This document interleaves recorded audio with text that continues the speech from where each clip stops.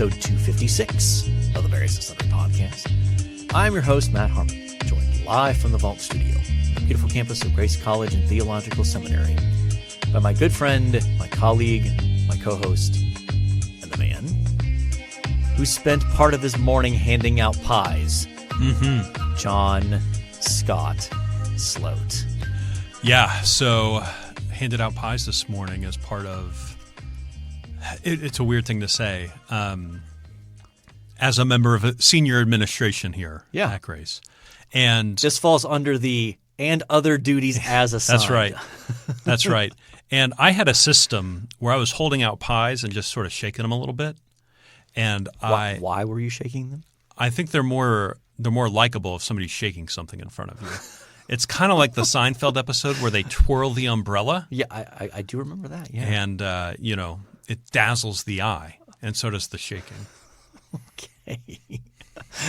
All right. And what types of pies did we have on hand? We had pecan, pumpkin, and apple. Yeah. And which one did you take home for yourself? I believe I took home apple. I think in part because I don't think my wife will eat pumpkin. Yeah. And I don't know that my wife will eat pecan. I know she'll have a piece or two of apple pie. A small piece of apple. Yeah. Have you ever read the directions on those pies we get, though? No. The apple pie is like, let thaw overnight. Okay. Let sit on counter for 45 minutes. Cook for an hour. Let rest for 45 minutes before slicing. Wow. And so, like, if you want pie, you got to plan well ahead. You got to plan like 36 hours in advance Yeah. for this pie. Yeah. And oftentimes when I go for a frozen pie, my thought is, I want pie right now. I want pie in like 20 minutes. Yeah. Yeah. I don't want pie in 36 hours. That's right. That's right. I have no idea what I'm going to want in 36 hours. It's true. It's true. But for whatever reason, the fine people at Frozen Pie Emporium think... Is that the actual company or just make that up? I just made that up. Okay, that's what I thought. Think I plan sufficiently enough that I'm going to know when I want pie a day and a half in advance. And I think I'm exaggerating on that time. I mean, just for accuracy's sake. I mean, maybe the company just assumes people always want pie. So that's probably true. Yeah. That's probably true. People often want pie. Yeah.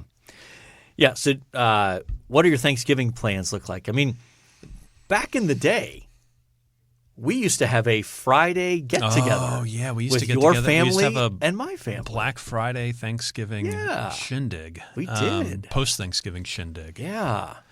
A lot of memories. Good times.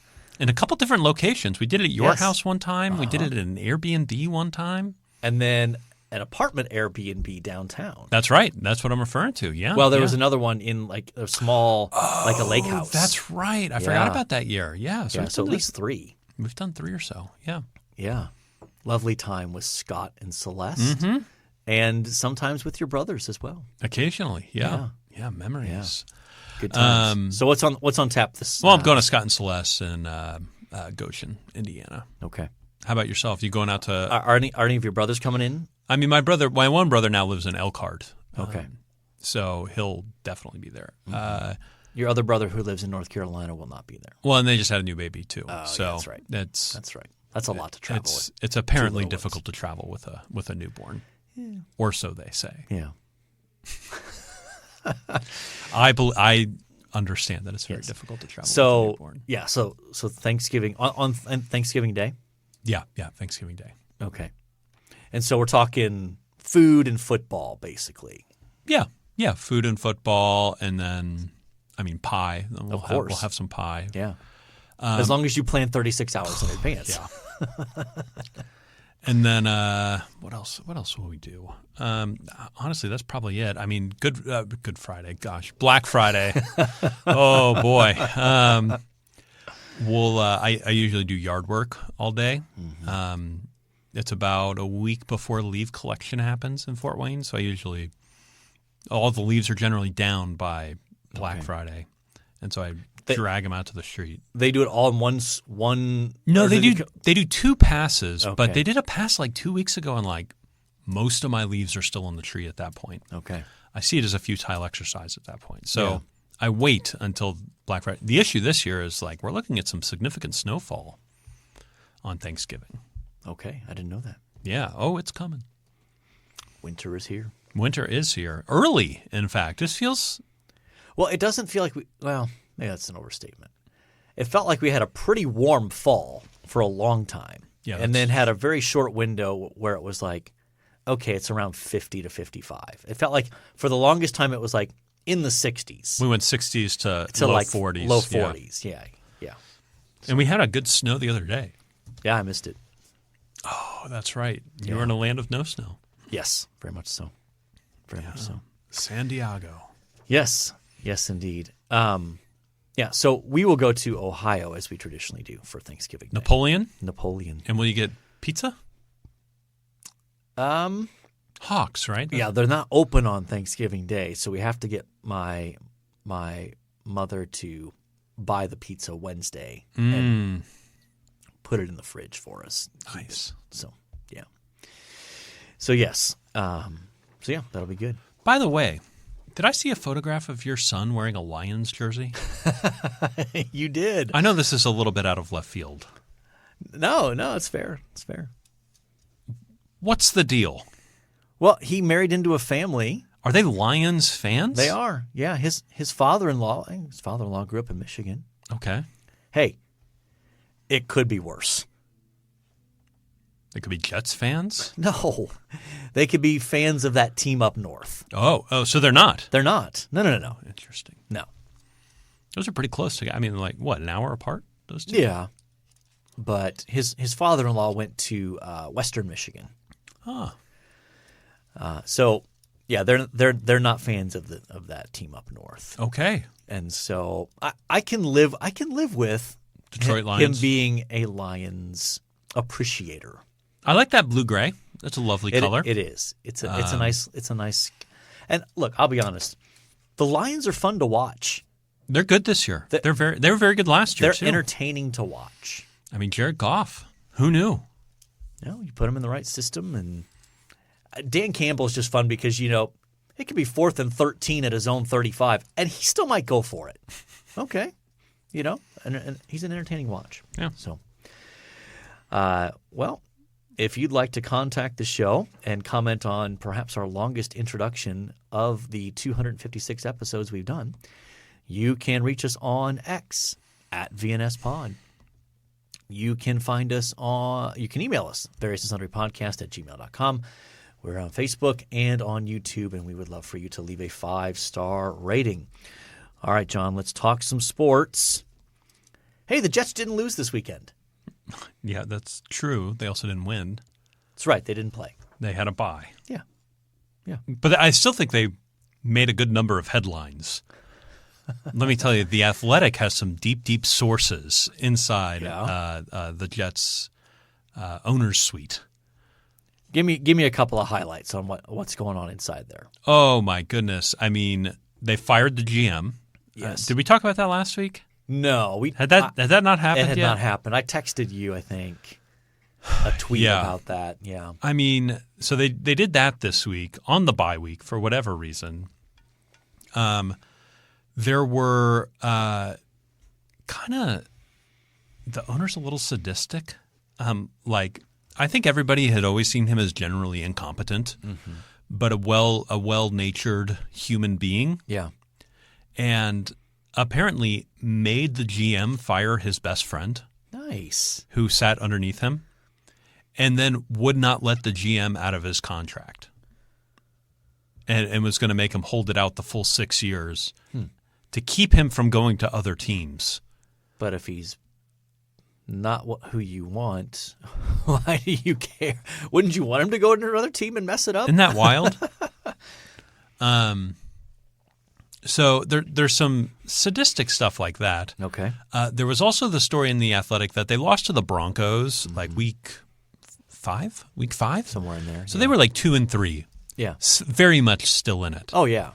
And the owner called a meeting with the GM, the assistant GM, the head coach, and the offensive coordinators and some position coaches. Have you heard this? No. And he said, guys, the team needs a spark. Let's bench Aaron Rodgers. Okay. And he had to be talked out of it. Who is the backup quarterback these days? Oh, my goodness. Brissett? No. I can't remember. But it's one of – I keep going Jacoby Brissett, no. Tyrod Taylor, no. But it's in that ilk. Yeah. You know what I mean? Like Yeah. this a guy that's like – That's a whole genre of NFL quarterback. Yeah. Like Not good enough to be a consistent starter, but not so bad that they get bounced out of the league. that they're like, ooh, he's our backup. Ooh, Yeah. you know. Yeah. So he's in that mold. Okay. Yeah, that's what Woody Johnson wanted to do, and he left the room, and people were like, "Was he joking? Was that serious?" Did we just get punked? Like, And then this week, did you see that Rex Ryan has thrown his name in the hat to be the next head coach? I did see that of the yes. Jets. Yes.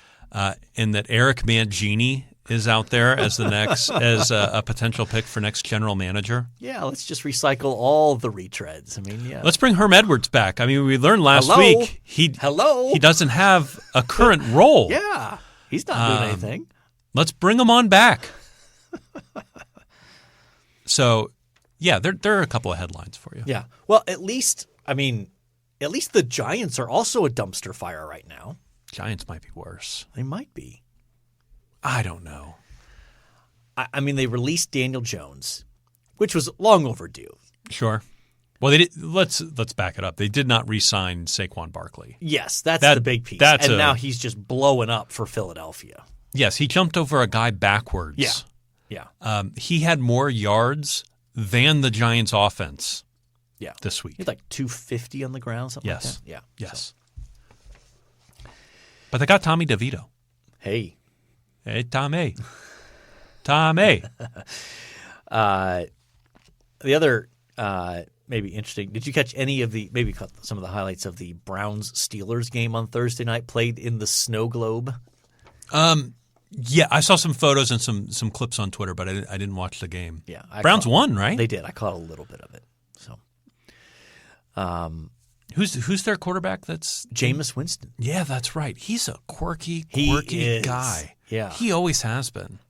He always has been. Yeah. Remember when he threw 30 touchdowns and 30 interceptions with the Buccaneers? Yeah. And he came out of that season going, "I'm balling." Yeah.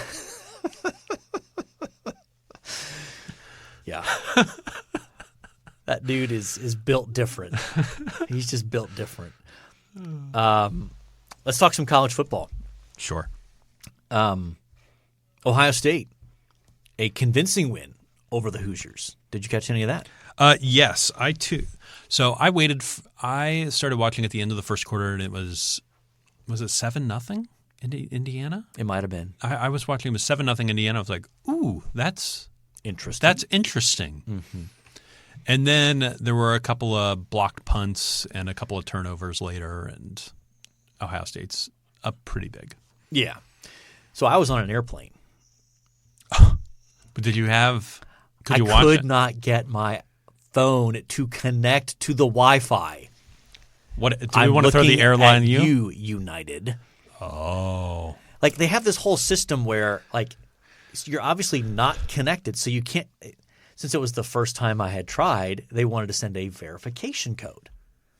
Well, I can't access my email. I won't get a text message. But they have this little thing like use the United app. Like, oh, that'll work. And then you go into the United app and you go under your account settings, and it gives a new like verification code every 30 seconds. Wouldn't take it. So I'm sitting there trying like for 10 minutes, getting aggravated.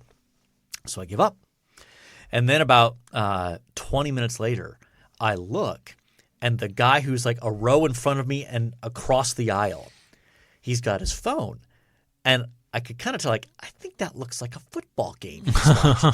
So I tap him on the shoulder, and I'm like, is that the Ohio State IU game? And he's like, yeah. I'm like, what's the score? It's like, it's 7-7. Okay. That's all I asked. But from that point forward, he held it like this. I never asked him, but he held it so I could look diagonal and watch the game. So I caught goodness. I caught most of the second quarter. So I caught So again, didn't look like we were playing great. Special teams. I think special teams is where you really put the nail in the coffin. And then I saw it when they botched the punt snap and we got basically a touchdown right off of that almost. And then and I saw the punt return. Mm-hmm. And after that punt return, I felt pretty good. I'm like, okay, I think we're all right here. Yeah. Have you caught any of the sort of the how do I put this nicely? The whining of some IU fans about Ohio State scoring a touchdown with less than 2 minutes left? No, I'm not plugged into IU Twitter. Of Twitter, yeah. I'm not plugged into IU football, the massive universe that IU football Twitter is. Well, it's funny. You got some of these IU fans whining about that, and it's been pointed out. Well, your coach at a basketball game ran his mouth and said, "You know what? Purdue vacuums, and so does Michigan, and so does Ohio State." Okay, you called your shot. And he was pretty cocky the whole week. And, IU was down, 31-7. They scored a touchdown with 2.5 minutes left, whatever. And they went for two, and then they kicked the then they tried the onside kick. It's like, all right, I guess we're still playing, aren't we? And so, Ohio State, I think most reasonable fans are like, what's the big deal? You're still playing to the end of the game. I mean, Ohio State had a breakaway run where their running back slid down at the 1 to not score to run the clock out. And then 2 plays later, Ryan Day said, no, we're going to run it in. But again, when you have a cocky coach that talks a lot of smack, you should expect this kind of thing. When you run your mouth, this is what happens. So anyway, I still think they're getting into the playoff. Oh, I do too. As long as how many more games do they have? They still have one more game. And as long as they it's win. against a very bad Purdue team. As long as they beat Purdue, they should be in. Well, there was some question before, when they lost, I think right when they lost, there was question. And then 3 ranked SEC teams lost on Saturday. Well, A&M. Yes. Lost to a 500 Auburn team. Yeah. Not very good Auburn team. By the way, my friend who has season tickets to Auburn. I bet he was pretty whipped up. Sent me a picture because apparently they TP a tree on campus anytime they win. And he sent me a picture of the tree. He was there. Okay. And then Ole Miss lost to a 500 Florida team. Mm-hmm. And then Alabama, this was the shocker. Yeah, I don't know how that happens. Alabama lost to a 500 Oklahoma team who's not good. And they lost 24-3. It wasn't close. So Alabama's out, right? I mean, I gotta think so. I think the SEC. If you put Alabama in and not IU, not that's not a good look. It's not gonna happen. It's not gonna happen. I think Bama's out. Yeah. So anyway, I think IU's in. Arizona State beat BYU as well. Yep. BYU now has 2 losses. I think the Big 12 is going to get 1 team. I think the ACC might get 2. I think the Big 10 is going to get 4. And the SEC is going to get 3. And then the powerhouse Kansas Jayhawks beat Colorado. Love it. Love it. So now Colorado has 3 losses. They do. And they no longer have the inside track to get to the conference championship game. Mm. So it's going to be wild. I think it'll be wild. And then of course, Ohio State plays that team up north this Saturday. So of course, it's looking for some revenge. All right, we have to move on here. My goodness, that was a long sports segment. Time now for our main topic of the day, and we are talking about religious nuns. N-O-N-E-S, not N-U-N-S. So they would also be religious, presumably. Yes. So this is a category of individuals that sociologists and others who study these things have identified for a while, but the Pew Research Group or Center released an article with some updated research about these individuals who don't have a specific religious identification. They just are unaffiliated. Mm-hmm. And sometimes that means that, and there's some breakdown in here in terms of, some are agnostic, some are atheists, some are spiritual. Yeah, but not. I thought that was interesting because I always think of nuns as like not picking a label. Yeah, just not interested. Not interested. I'm nothing in particular, which in my mind means not agnostic, not atheist, not particularly Christian or Muslim or Jewish. I'm just nothing. Yeah. However, they seem to have a category for I'm nothing and atheist or nothing and agnostic. Yes. Yeah. So or nothing and believe in God. Right. Which is, again, very interesting. Yeah. So let's dive in. The summary article here breaks it down into, 8 questions? Something like that. Yeah. And so, we won't necessarily hit all of this, but so the first question, who are the nuns? How are they defined? And it's interesting. Why don't you summarize that graphic next to question 1 that summarizes how they describe their religion? So in other words, atheist, agnostic, or nothing in particular. Yeah, and I think this is where I screwed my face up and turned it sideways. Just sort of like, huh? So 63% of the people who identify as nothing in particular would say my religion is nothing in particular. Yes. 17% say atheist and 20% say agnostic, which gives you 100% of the nuns. Yes. So, what do you make of that? Because I'm still riding this train where I thought this category was all nothing in particular. Yeah, I mean, I think when people must hear this term of what do you identify in terms of your religion or what is your religious affiliation? It's a label. I think they think primarily in terms probably of denomination or just big category. So they think, well, Christian or Protestant or Catholic or Jewish or Muslim or nothing. And so I think it's just attached more to the organized religion. I don't identify with any organized religion. I might have some spiritual beliefs, but I'm not affiliated with any particular organized form of religion. That's how I would take that. Which allows then for you've got some people like, well, yeah, I think God exists, I think there's a spiritual realm, but I don't identify as, well, I'm a Baptist or I'm Seventh-day Adventist or whatever. So I mean, I think to me, I think our culture. My sense is our culture is, as we move further and further out of modernism and into postmodernity, I think there's a renewed interest in the spiritual realm, and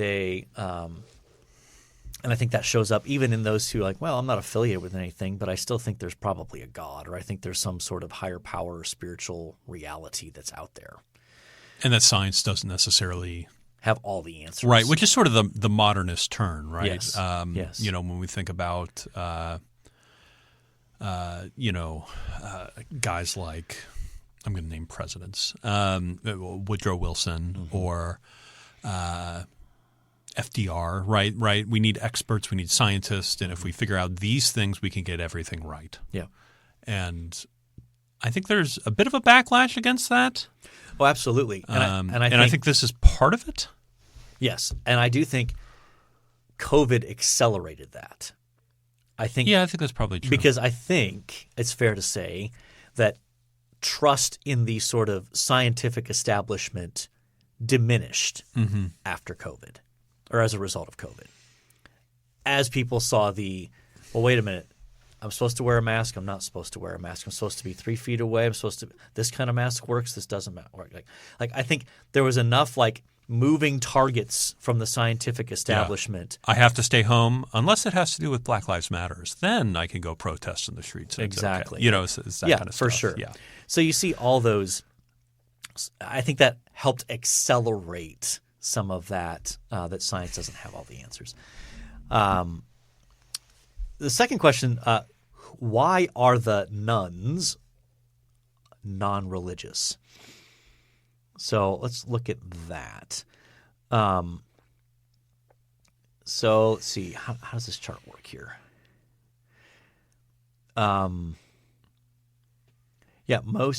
Most nuns cite disbelief or skepticism as reasons they are not religious. I'm just trying to figure out what these different levels are. Yeah, I struggled to understand this chart because the category on the right, the net category, seems to be a pushing together of the categories on the left, the two categories on the left. Yeah. However, it's not averaged and it's not combined. Yeah. So I'm not totally sure what to do with it, but the basic idea is 60% would say they question religious teaching. A third would say they don't believe in God or a higher power. Yeah. And then the next line, they don't like religious organizations. Right. And I think you could say institutions at that point as well. I think that's probably a fair substitute. Yes. And then I always find this one interesting, bad experiences with religious people. For sure. And that's about 30%. And then the final line is, don't see a need for religion in my life, don't have time for religion. Yeah. Yeah, so I none of that really surprises me. I think the next one, though, are nuns less involved in civic life than people who identify with a religion? And basically it shows that the nuns are, on average, less likely than religiously affiliated Americans to volunteer or vote. Did that surprise you? Yes. So I generally I guess I had a picture in my mind of a nun who was this sort of pseudo-intellectual, went to maybe didn't go to Harvard or Yale, but went to like Vassar, or something like that, something on the East Coast or West Coast. Yeah. And was very politically active, but, just kind of said, I'm nothing in particular, And I think this gives me a little bit of a different picture because I think of that person as a very engaged political person. Yeah. And I think this may be like a white working class sort of human being now that I see this unengaged in civic life. Yes, I think. Is that your sense as well? Yeah, I think it's probably there's a wider range of nuns probably than you maybe thought. Mm-hmm. That's one category. I think the description you gave is one actual category, but I think you have the sort of the rural, the coastal. Yeah, that's more of a coastal description. I think there's the sort of the Midwest, South, kind of rural. Maybe maybe their parents took them to church as a kid, but they have no interest in it, no affiliation with it, and they're just kind of like, you know what? I just kind of do my own thing. Just want to be left alone. But some of these numbers are a little surprising to me in terms of the differences there. Yeah, like volunteered in the last year, a 10% difference. Voted in the 2022 election. I'd be curious to know what it was for 2024, but it's obviously too soon for those numbers to come out. And that's a midterm. I'd also be interested in the 2020. Right. Yeah. Presidential elections obviously tend to be higher turnouts. But 51% of religiously affiliated Americans voted versus 39% of unaffiliated. So that's a 12-point gap there. That's pretty big. It is. It is. And then the fourth question, are all nuns non-believers? And the answer is no. They are far less likely than religiously affiliated Americans to say they believe in God, as described in the Bible. But most do believe in God or some other higher power. Can we define believer here? Because I hear believer, I go a person that wholly has put their faith and trust in Jesus, Sure. And I don't necessarily think that's what's being said here. Correct. They just have some sort of belief. Yes. They are using the term, I think, non-believer means essentially atheist or maybe agnostic. Mm-hmm. So by contrast, then they're defining in this context, I think they're defining believe or a believer as someone who has a belief in God or a higher power, not how you and I would define it as someone who's put their trust in Jesus. I think that's helpful for clarity for our vast swaths of listeners. Huge audience. So you've got 13% of the nuns believe in God as described in the Bible. And then 56% believe in some sort of higher power, leaving 29% that believe in neither the God of the Bible or any higher power. So that's your atheist. Mm-hmm. So, yeah. Well, it's almost more fascinating. Religiously affiliated. Yeah, the 24%. The 24% who don't believe in God, don't believe in the God of the Bible or believe in any higher power. Why are you religiously affiliated? I think that's 2%. 2% there is those who unclear. Well, no, it says believe in neither. It'd be 2%. That's the 24. No, the 24 is believe in other higher power. For the religiously affiliated there. Oh, the color. The color. It's not I see. The columns don't line up, but the color does. Okay. That makes more sense. Yep. It's a little confusing. Yeah. Yes. Okay. It's interesting. Most nuns say they were raised in a religion, usually Christianity, yet today they tend to be disconnected from religious institutions. Not only have they shaken off religious labels, they also have largely shaken off involvement in churches, synagogues, mosques, and other religious organizations. I wonder how much of that is related to just a general cultural distrust of institutions on the whole. Because it's not just, we really trust the government and the media and higher education, but we don't trust the church or the mosque. Mm-hmm. It's not that. There's a distrust of institutions across the board in our culture. Oh, yeah. And so there's always the narrative of there are bad faith actors running institutions. Sure. Regardless of the institution. Sure. 90% of religious nuns say they seldom or never go to religious services. Which I guess that makes sense. Yeah. Next question. Are nuns spiritual instead of religious? Sort of. Half say spirituality is very important in their lives. So half of the nuns say spirituality is important in their lives. I believe that. Again, spirituality is a very vague and broad term. Oh, so. Yeah. You see these people talking about the universe wants X, Y, or Z. That in itself is a spiritual expression. Sure. Right? The universe wants us to meet. The universe wants this to happen. Yeah. Or I use these crystals because I think they channel some sort of, energy. Yeah. Yeah.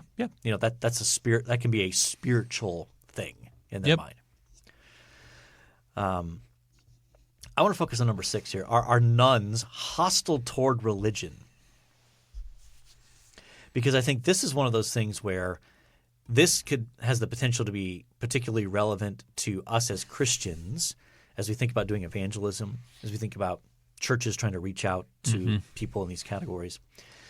Why don't you summarize what we have in that little summary chart there of are the nuns hostile toward religion? So it's framed in does religion do harm or good? That's sort of the framing mechanism for how they're answering that question. Yeah. And 43% says that religion does more harm than good. Yeah. Wow. That's pretty high. That's up there. And it's particularly large when you add in the next category, which is 41% say that it's sort of a wash. Yeah. Right? That it does equal amounts of good and harm. Yes. Like there's some good things, there's some bad things. It's mostly the same. Mm-hmm. That is, let me do some quick math here, which we know is not my strong suit. 84% Yes. would say. Nate in Ohio is applauding your quick math skills right now. Thank you. I had it written down before we went on pod, so I was sure to get it right. Yeah. I mean, that's 84%. That would say it's either a wash or it does more harm than good. A net negative, yeah. And then only 14% said it was did more good than harm. Yeah. I think I would love to see the timeline on that. You know, what do you mean by timeline? You mean like over time how that number has moved? What was it 20 years ago? Mm-hmm. I would be interested to see that number based on geography and by demographic. Meaning, is that more like, are the numbers higher in a sort of coastal urban setting versus a rural setting where people might be, well, I'm not religiously affiliated, but I think the church does some good things, and so it's probably a net or at least a wash. Or I'd be very curious to see what those numbers look like across those kind of demographics or that kind of geography. But yeah, I mean, at a minimum, I think what that should tell us what we as believers are often up against, even as we share our faith, and maybe not even so much sharing our faith, but like inviting people to come to church with us. Yeah. You know, inviting the non-Christian neighbor. Hey, why don't you come to our Christmas service, or why don't you come to our Easter service, or why don't you just come this regular Sunday? I think it's that's something for us to be aware of, not to be scared of, but just to be aware of that. You know, this is a common kind of barrier that some people would have, and it's in evangelism, it's an obstacle to overcome. Yeah. Yep. Interesting. Now, by contrast, right? Question 7 is, how do nuns view science? Most nuns say science does more good than harm. 56. Yes. So even though there has been, I think, a shift in a more distrust towards scientific, consensus and that kind of stuff, it's still polling better than religious organizations, it seems.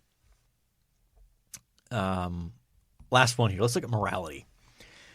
What percentage of nuns say the desire to not hurt people is key to deciding right from wrong? It's an interesting way to frame that. 83%. Yeah. 83%. I think that's interesting. How so? I just think that's interesting in the way, like, this isn't how do we know the way from right and wrong? Well, we practice virtues, sort of even a non-religious Ben Franklin would have said, like, well, how do you know the right? Well, you practice these virtues, and you have these cardinal virtues, and you follow them, and you chase after them. And I don't think that makes the list. Maybe the way we were raised makes the list in at 52%. But avoid hurting people, and I imagine that would be feelings as well, not just physically. I would assume so. Oh yeah. Seems to be right at the top of the list. Yes. And it doesn't seem to account for it treats morality as something that, well, as long as you're not hurting other people, you can do whatever you want. Yeah. Which is obviously not a biblical view. That even immoral things, immoral acts, immoral, actions, attitudes, etc., even if they don't have an obvious, immediate impact on another person, they still are corrosive to your own soul and life. And so I think there's a downstream effect, right? You say, well, me doing this doesn't directly hurt anyone, but it might be corrosive to your own moral life to the point where it does end up leading you to actions or things that do hurt other people, even if you want to treat that as like the master category. You might I think that fails to capture the right and wrong is transcendent, and it's not always dependent on whether it hurts someone or not. And that ultimately, from a biblical worldview, right and wrong is determined by God. And we might sin in a way that does not have a direct impact on another human being, but it's still immoral. It's still wrong. And there's just no category for that in this. Well, they do have religious beliefs here. At 12%. At 12%, yeah. Yeah. Even karma has sort of fallen off. You think? What goes around comes around? That's basically karma. That's a 46%. 46. That's under half. Yeah. Yeah, that's interesting. So, as we wrap up, what surprised you the most out of this? I still think I'm trying to wrap my mind around including atheists and agnostics within the framework of nuns. That's Yeah. I also think it's helpful to know that there's a good chunk of people out there that think religion does a lot of harm or is a net neutral. At best. Yeah. Yeah. That to me is the biggest one, I think, is the 84% say more harm than good, or at best it's a push. Yeah. That to me is staggering. So again, that might give you an insight as to the kind of people that you're interacting with every day in your neighborhoods, in your marketplace, and even some of the challenges I think we might face in inviting people into the church, just to have a sense of kind of where they're coming from. So, all right, John, time now for This Day in Sports History. All right, This Day in Sports History, November the 26th. Happy Thanksgiving. Happy Thanksgiving to you. It's coming down the pike pretty quickly here. 1956 on November the 26th. In the Olympics held in Melbourne, Australia. Oh, goodness gracious. Vyacheslav Ivanov, I have no idea, of the Soviet Union wins the gold medal in single sculls. What on earth is that? That's rowing, isn't it? I have no idea. I think that's rowing. Okay. After receiving the medal, he jumps up and down and accidentally drops the medal through the slats in the float, and it sinks to the bottom of the lake. Serves the Soviets right. A scull is a narrow oar-like implement used especially in rowing. A scull or other small boat. So it's a form of rowing. Yeah. Interesting. That's a tough loss right there to win the gold medal and then drop it to the bottom of the lake. Did he get a replacement? I don't know. Did he get it back? I don't know. Okay. 1965, Dodgers second baseman Jim Lefebvre. Lefevre. I wonder if that B is silent. Lefebvre. I don't know. Is voted Rookie of the Year. Poor broadcaster that had to say that. 1968, the 34th Heisman Trophy awarded to O.J. Simpson. Orenthal James Simpson. Of the University of Southern California. Yes. I think we've said enough. Yep. 1972, NFL New York Giant place kicker Pete. Is that Pete? I see an accent there. Pete? Yeah, that's a weird accent, Mark. Pete? I don't know. Pete? Golgolok. I have no idea. Scores team record 8 point after touchdown in a 62-10 win over the Eagles at Yankee Stadium in the Bronx. Yeah, did you see they played a football game in Yankee Stadium this weekend? College football game? I know they do that every now and then. Notre Dame against Army. Nice. Ranked matchup there? Yeah. Sorta? Sorta.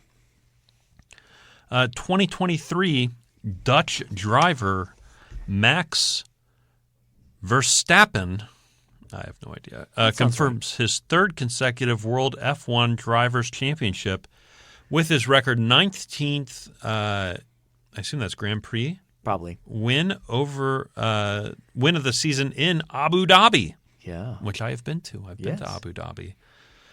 His Red Bull team retains constructor's title. All right. Boy, that was a mouthful. Yeah. I'm really curious who you're going to go with because you tend to avoid the difficult names. I do. And I don't think you want to go with O.J. Simpson either. So, well, no, he doesn't need any more airtime. I almost said rest his soul. I don't know if I'm comfortable saying that. Anyway, my goodness. I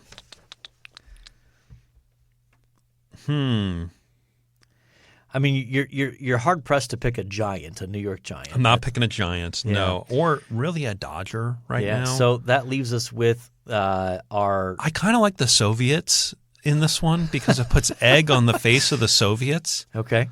Like, all right. Dude wins. Yeah. Hooray, Soviets.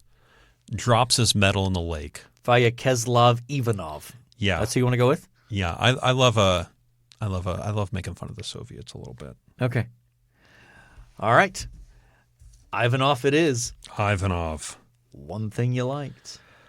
Let's see. Here's what we'll go with.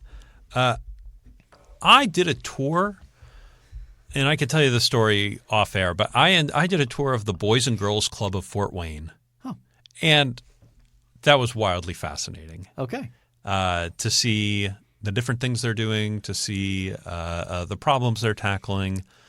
They had more tech in that place than I think anywhere I've ever been. Really?